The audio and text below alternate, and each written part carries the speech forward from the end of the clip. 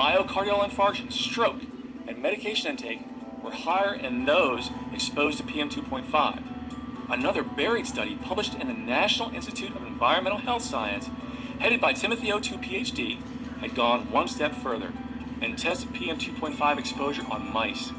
They shockingly found that by reducing the exposure to PM 2.5, insulin resistance was easily reduced. Then I found another study that made everything crystal clear.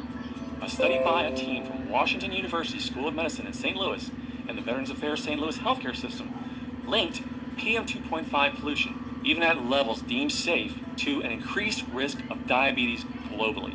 Publishing their findings in Lancet Planetary Health, they not only concluded a definite association between PM 2.5 and diabetes, they flat out said that last year alone, all 3.2 million new cases of diabetes were due to dangerous air pollution. Dr. Zayed Al-Ali, the study's senior author and assistant professor of medicine at Washington University, went on to say, "Our research shows a significant link between PM 2.5 air pollution and diabetes globally. We found that increased risk, even at low levels of air pollution currently considered safe by the U.S. Environmental Protection Agency, the EPA, and the World Health Organization, WHO. This is important because many industry lobbying groups argue that current levels are too stringent and should be relaxed. Evidence shows that current levels are still not sufficiently safe and need to be tightened." Incredible.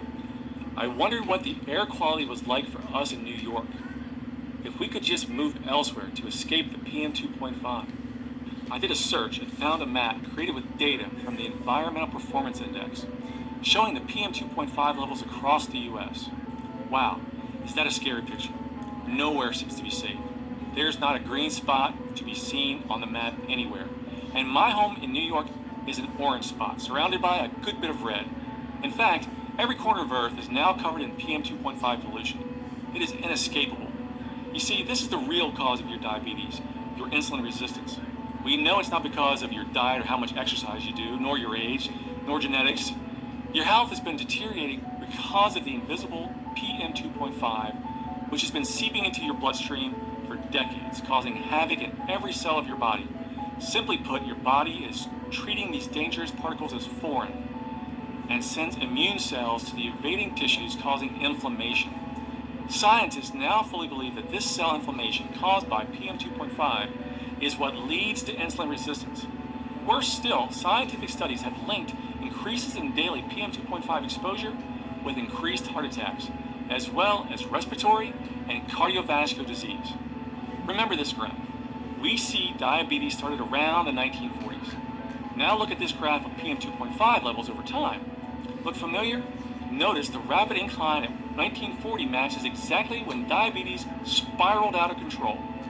Yeah, it really was making sense now, and guess what?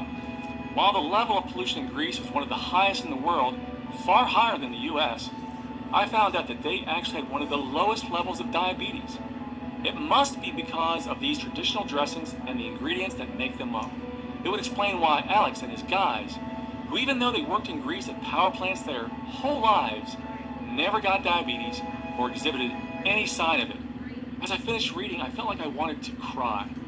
Not because I was sad, but because for the first time in years, I felt hope that I could actually help my wife and help us get our life and our relationship back on track. But don't go out and order an overseas delivery of kohlrabi just yet, because that's not even half the story, and not enough on its own to win the war against PM 2.5 damage and unshackle you from diabetes. You see, second on Alex's list of type 2 diabetes reversers was margarine, which the Greeks eat in abundance.